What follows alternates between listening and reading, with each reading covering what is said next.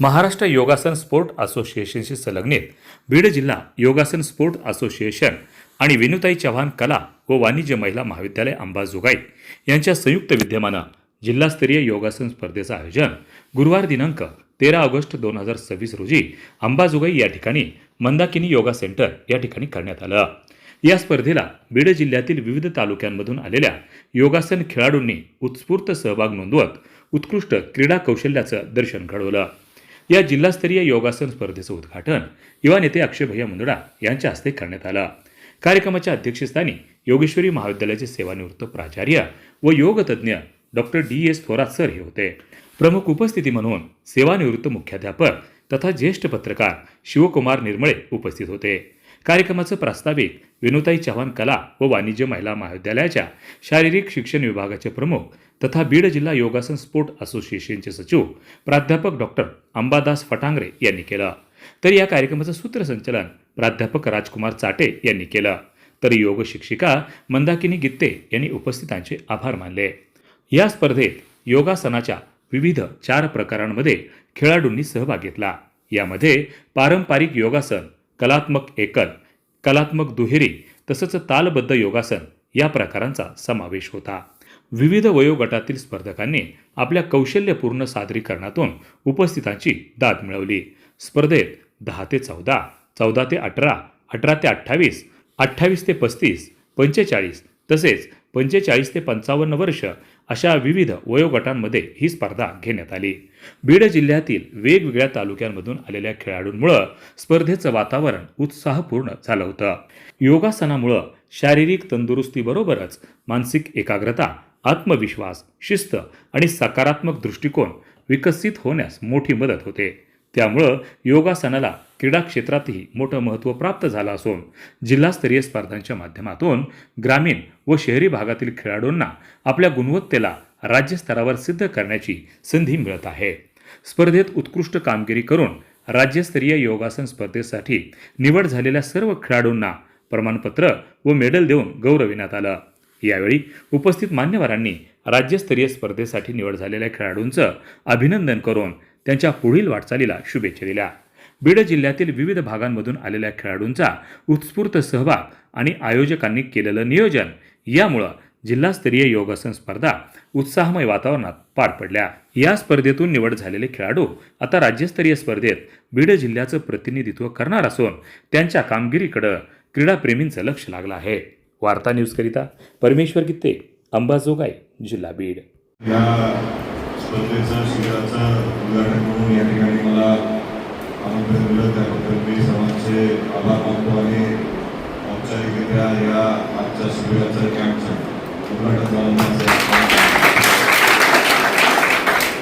इथं तुम्ही आलात म्हणजे तुम्हाला योगाविषयी सगळी माहिती, त्याचे फायदे, आयुष्यातल्या सर्व गोष्टी आपल्याला माहिती होत्या। पांचाळ गुरुजीसुद्धा येत आहेत।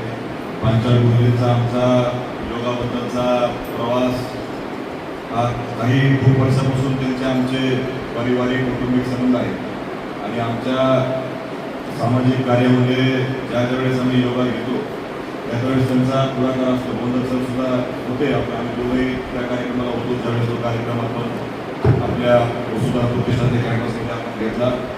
आणि आज तुम्हाला सर्वांना योगाविषयी फार काही मी बोलणार नाही कारण तुम्ही सर्वजण ज्ञात आहात म्हणून इथं आहात। 2 गोष्टी निर्मळे सर मला इथं सांगायचं आहे। मुळामध्ये आत्ता सरांनी सांगितले किंवा 25 मार्क घेण्यासाठी 10वी 12वीला फायदा होईल। हा जो आपला कॉन्सेप्ट आहे योगाविषयी हा बदलला। मार्क घ्यायचे असेल ते घेऊ नका, आयुष्य सुधारायचं असेल आणि आयुष्यात आपल्याला चांगल्या गोष्टी आत्मसात करायच्या असतील ह्यांच्या वयापर्यंत। आता यांनी मला शिकवलंय, काकाजींचे गुरु आहेत, माझे गुरु आहेत, आमच्या घरातले 2 पिढीचे गुरु आहेत। आता थोरात सरचं त्या लहान मुलांना मला विचारायचं आहे की ह्यांच्याकडे कोणी योगा करतात, ह्यांचं वय काय तुम्हाला वाटतं? तू डॉक्टरची मुलगी बोल सर वय किती असं तुला काय वाटतं? 65. तुझं काय मत आहे? 65 to 70. तुझं काय मत आहे बाळा? सरांचं वय किती असेल? 61, 60. ठीक आहे। सरांचं रनिंग वय आता 79.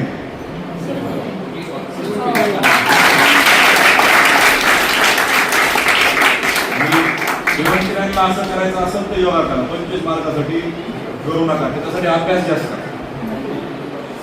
म्हणजे मी मार्कसाठी करू नका असं म्हणत नाही, नंतर विद्या साहेबांनी व्हिडिओ टाकला तो लोक माझ्या माझा म्हणण्याचा अर्थ काय की आपल्या आयुष्यातले खूप सारे कॉन्सेप्ट चुकीचे. स्पोर्ट्स खेळा, मार्कसाठी करा,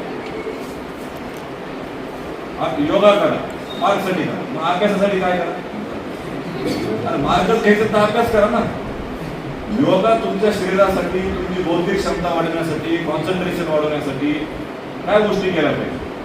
ह्या कॉन्सेप्टच्या जोपर्यंत आपण बाहेर निघत नाही तोपर्यंत आपल्या शरीराला चांगली सवय लागणार नाही. मग 12वीचा मार्क पर्यंत योगा करा, मग फर्स्ट इयरला काय करायचं, सेकंड इयरला काय करायचं? असं तर नाही ना. योगा हा आपण जगाला दिलाय, भारताने दिलाय जगाला. ते मार्क्ससाठी करत नाही, ते चांगलं जगण्यासाठी करतात. आपण ह्यालाच विसरतो. माझी तुम्हाला विनंती आहे, तुमचा फोकस अकॅडमिक गोष्टीवरती ठेवताना पुस्तकाची ठेवा, पण समाजामध्ये निरोगी जगायचं असेल, आपलं आयुष्य करायचं असेल तर योगा करा. ज्याला योगा शक्य नाही एखादा स्पोर्ट्स निवडा, ज्याला स्पोर्ट्स शक्य नाही त्याला जिम निवडा, ज्याला जिम शक्य नाही त्याला चालणं निवडा, फिरणं निवडा, रनिंग निवडा, स्विमिंग निवडा.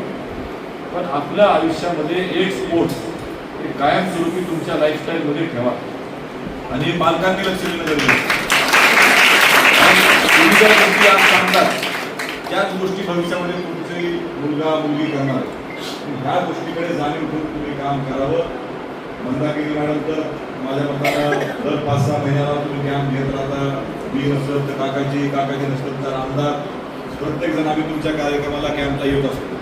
आम्ही तुम्हाला येऊन प्रोत्साहन का देतो? कारण तुमचा सहभाग वाढला पाहिजे, तुमच्याकडे जास्त लोकांची ओढ झाली पाहिजे. ही आमची प्रामाणिक भावना आहे की आपलं गाव, आपला भाग ही निरोगी चांगल्या पद्धतीने जगला पाहिजे, राहायला पाहिजे. आणि सर आम्ही भविष्यात सुद्धा म्हणजे मला सुद्धा आठवतं की निर्मळे सरांनी सुद्धा आम्हाला इतकं प्रोत्साहन दिलं 8वी ते 10वी स्पोर्ट्समध्ये. आमची क्रिकेटची टीम होती आणि सर मला शिकवायला होते. शाळेची टीम नसायची. आम्ही सगळ्यांनी भांडलं, आम्ही सरांकडे गेलो, सरांच्या रूम. सर सगळ्या कॉलेजचे शाळेचे विद्यार्थी क्रिकेटची टीम काढते, कसं करायचं? म्हणजे अरे मला आपल्या योगेश्वरी शाळेत एवढा फंड नाही, बीडला कसं जायचं आपण? आम्ही त्यावेळेस विमलताई राज्यमंत्री होत्या माझ्या आई. आम्ही त्यांना सांगितलं आम्हाला बीडला जायचं. ताईने आम्हाला स्पेशल एसटी करून दिली शाळेत. आम्ही सगळेजण बसनं सर आम्ही सर होतो. आम्ही सगळेजण बीडला गेलो बसनं क्रिकेट खेळायला. 2 दिवस आम्ही ती बस तिथं होती. आम्ही रेस्टॉरंटला तिथं सांगितलं जेवायला, कारण शाळेला सगळी व्यवस्था करता आली नाही. सर म्हणले आपण विमलताईंना सांगू. विमलताईंना सांगून आम्ही तिथं बस सांगितली, जेवायची सोय सांगितली. पण आम्ही क्रिकेट टीम नेली आणि त्यावेळेसपासून आजपर्यंत योगेश्वरी क्रिकेट टीम. आता कुणीतरी पुढाकार घ्यायचा नसतं तर टीमच तयार झाली नसते. ते आम्हाला प्रोत्साहन देण्याचं काम निर्मळे सरनी केलं. आणि हे सांगण्याचं कारण असं की सगळ्याच गोष्टीला तुम्ही एका विशिष्ट नजरेतून बघितलं नाही पाहिजे, त्याचे फायदे लॉंग टर्म बघितले पाहिजे. आणि त्या गोष्टी तुम्ही आज आत्मसात करायला शिका. नवीन मुलांना वेळ बाहेर काढणं ही पालकांची जबाबदारी. म्हणजे आता आज यूट्यूबच्या माध्यमातून परमेश्वरराव जेव्हा बातमी लावतील, अनेक जणांना माझं सांगणं नाही. आपणच काय करतो, घरी आल्यानंतर बाळाच्या हातात मोबाईल देतो आणि आपण जेवायला बसतो.